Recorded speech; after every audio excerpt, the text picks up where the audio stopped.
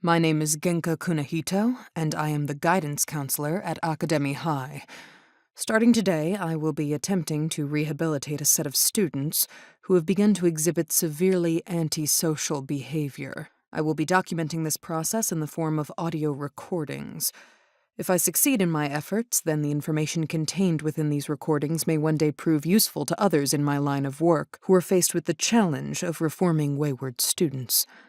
Last year, 5 students at this school were subjected to severe bullying.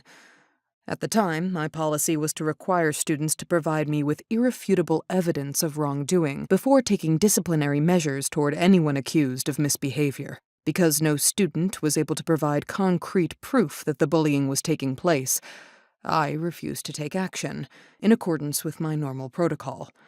To be frank, there is no decision in my life that I regret more than this one. A long period of sustained harassment and a lack of intervention from the school faculty had a strong negative impact on the victims. From what I have been told, they were considering a suicide pact at the time when the bullying was at its worst. However, a remarkable event occurred that pushed them in a drastically different direction. The details of this event are vague, and stories about this event are heavily embellished and sensationalized. However, this is what I know for certain. A few weeks ago, a group of students from another school gathered outside of the entrance to Academy High. They were waiting for a certain student to arrive, a young woman named Osoro Shidesu. Osoro had somehow offended them, and they were planning to retaliate by beating her up in front of the school. Apparently, they wanted to make it clear that they would not tolerate disrespect from anyone at Academy High. Again, the details are fuzzy, but what really matters is what happened next. Osoro single-handedly fought off the group of students that tried to assault her. It's difficult to know how she accomplished this because every version of the story is different. Some reports state that she defeated 10 students one at a time, while other accounts claim that she fought off 100 students simultaneously. Some say she took a weapon from one of the attackers and used it to defend herself against the rest, while others say she was bare-fisted the entire time.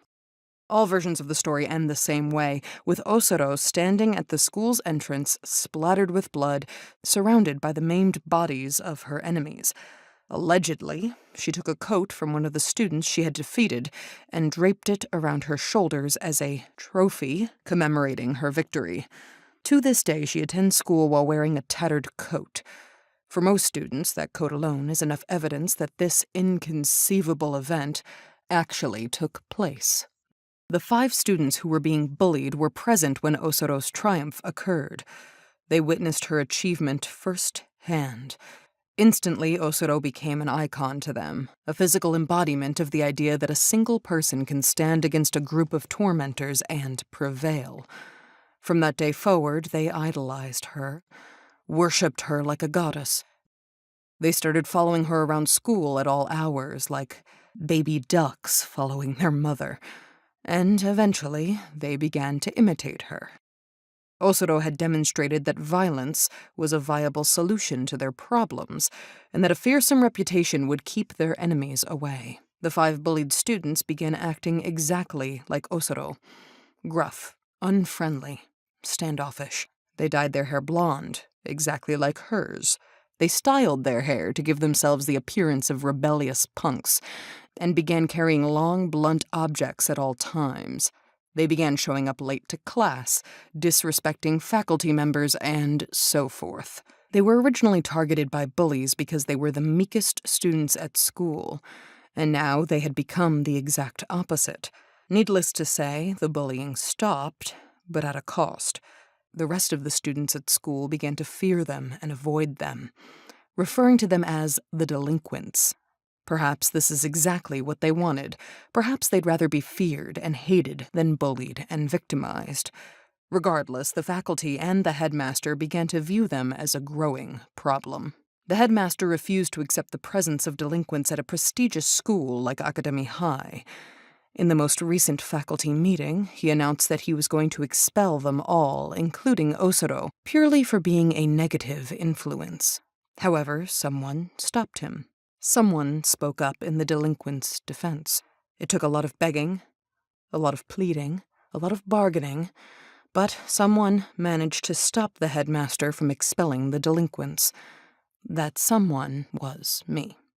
I feel responsible. No, I am responsible for what happened to those 5 students. I should have stepped in when I heard the initial reports of bullying. I should have put a stop to it when I had the chance. If I'd taken action back then, they never would have been driven to such desperate measures. They never would have taken such an antisocial path and turned out the way they did. Osoro is not the problem here. I am the problem. I am the cause of all of this. I am to blame. I know who the delinquents really are, deep down inside. They are traumatized children who were hurt in terrible ways and are scared that it'll happen all over again. That's why they act the way they do. The way they talk, what they've done to their hair, the weapons they carry, it's all because they want to project a fearsome appearance so that nobody will ever abuse them again. If I can make them feel safe at this school, maybe they'll drop the stupid facade and return to their true selves. I eventually managed to convince the headmaster to give me 10 weeks to rehabilitate the delinquents. We have an agreement. The headmaster, the teachers, and the student council will tolerate the delinquents' behavior for a period of 10 weeks and give me a chance to reform them. However, this arrangement came at a cost. If I am unable to reform them within 10 weeks, I will be dismissed from the school. I don't mind, I'm fine with those terms. I'm staking my career on fixing the problems that I created. It hurts me to say this, but it may be impossible to reform the delinquents with Osoro at school. The next time she slips up, violates any rule, no matter how small, she'll need to be suspended from school for the longest period possible. This will provide me ample time to speak with the delinquents, reason with them, talk things through, solve their problems, and get them back to their old selves. I just hope I'm up for it. In times like this, I wish I was more like my mother. This recording became much more personal than I intended. I may need to toss this out and start over.